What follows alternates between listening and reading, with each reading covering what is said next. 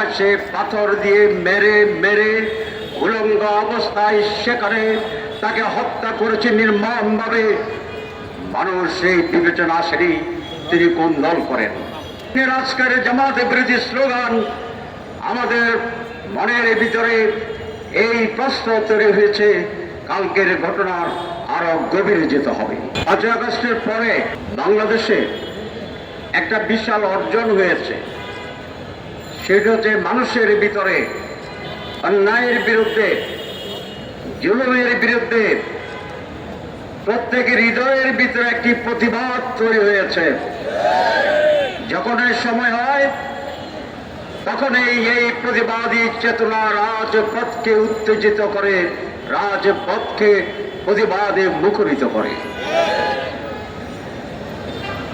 আমরা দেখেছি এক শান্ত পরিবেশ ছিল, হঠাৎ করে একটি বক্তব্য ভারতের মাটিতে কোন এক ব্যক্তি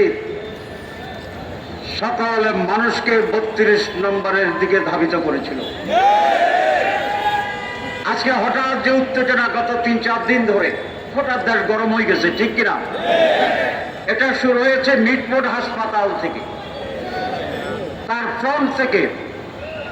মানুষ যখন দেখেছে একজন নিরীহ মানুষকে প্রকাশ্যে পাথর দিয়ে মেরে মেরে উলঙ্গ অবস্থায় সেখানে তাকে হত্যা করেছে নির্মমভাবে, মানুষ এই বিবেচনা আসেনি তিনি কোন দল করেন। মানুষের বিবেচনা আসেনি যারা মেরেছে তারা কোন দল করে।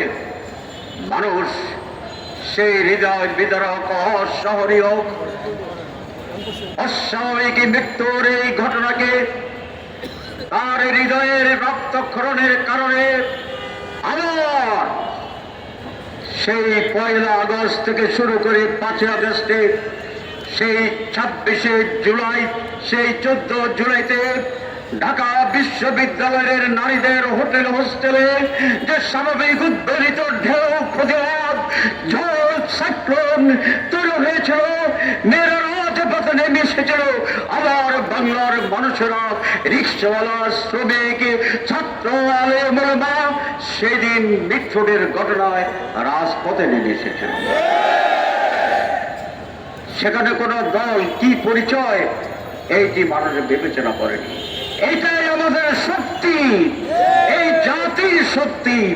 যারা ভাবে মানুষ আবার দ্বিতীয়ভাবে হয়ে গেছে, যারা ভাবে সেই 5 আগস্টের চেতনা করে মাঠে দেখা যায় না, তারা এই ভুল বুঝছে, এই ভুল ধারণা করছে যে মানুষের হৃদয়ে ব্যক্তিতে যে আগুন জ্বলছে, প্রয়োজনে সে আগুন রাস্তায় নেমে এসে অন্যায়কে সেদিন তারা আবার জ্বালিয়ে পুড়িয়ে ভস্মীভূত করে মানুষের অধিকারকে প্রতিষ্ঠা করবে। প্রিয় ভাইরা, আজকে রাস্তায় দুটো স্লোগান, কয়েকদিন আগে একইভাবে 3টি দলকে টার্গেট করে স্লোগান দেওয়া হয়েছিল। আজকের সারা বাংলায় একটি স্লোগান হওয়ার কথা, সেইটি ফ্যাসিবাদ, পুঁজিবাদ, স্বৈরতন্ত্র এবং পরাজিত নিষিদ্ধ ঘোষিত গতকালের হামলাকারীদেরকে গ্রেপ্তার এবং শাস্তি দেওয়ার দাবি। কিন্তু রাজপথে আবার একটি মিছিল থেকে স্লোগান আসছে জামাত ইসলামের বিরুদ্ধে। কালকে কি জামাত হামলা করেছে? মানুষকে আজ জামাতের বিরুদ্ধে সোচ্চার না, গোপালগঞ্জের বিরুদ্ধে সোচ্চার। আওয়ামী লীগ সেখানে আঘাত করেছে প্রকাশ্যে। আজ প্রশ্ন জাগে, সেই হামলায় প্রশাসনের ভূমিকা অলরেডি বলেছেন। তার পরের দিনের আজকের জামাতে বিরোধী স্লোগান, আমাদের মনের ভিতরে এই প্রশ্ন তৈরি হয়েছে, কালকের ঘটনার আরো গভীরে যেতে হবে। কালকের ঘটনার উৎস শুধুমাত্র কচুপাড়ার ছাত্র শ্রেণীর সশস্ত্র গোষ্ঠী একটা হামলা চালিয়েছে তাৎক্ষণিকভাবে, হালকাভাবে, এটা ভাবার কোনো কারণ নাই। কারণ তারা এটা জানে যে গতকালকেই কিয়ামত হয়ে যাবে না। তারা এটা জানে তাদের এই অকর্ম সাময়িকভাবে তারা বিজয় হলেও পর থেকে তাদের উপরে এর প্রতিবাদে প্রতিরোধে শাস্তিতে কি ধরনের এক ভয়ঙ্কর স্টিম রোলার চলবে এটা তারা জানে। তাহলে ইমোশনের ভিত্তিতে একটি প্রতিবাদ করার জন্য এই প্রতিবাদে সংগঠিত হয়েছে, আমরা এটা মনে করি না। তার লেজের গভীরতা খুঁজে বের করার জন্য আমি সরকারকে আহ্বান জানাচ্ছি। কিন্তু সরকারকে আহ্বান জানানোর সাথে আমাদের হৃদয়ে একটি দুর্বলতা কাজ করে। কোন সরকারকে আমরা আহ্বান জানাচ্ছি?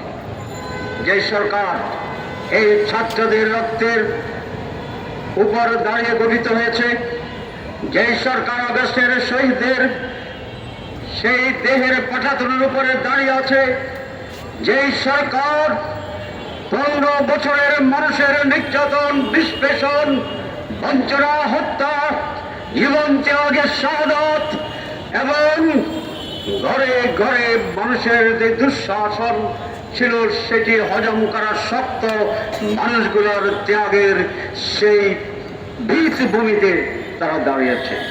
কিন্তু তারা অত্যন্ত দুর্বল মনে হয়েছে। আবার তিনটা জিনিস মনে হয়েছে, এই সরকার খুব দুর্বল।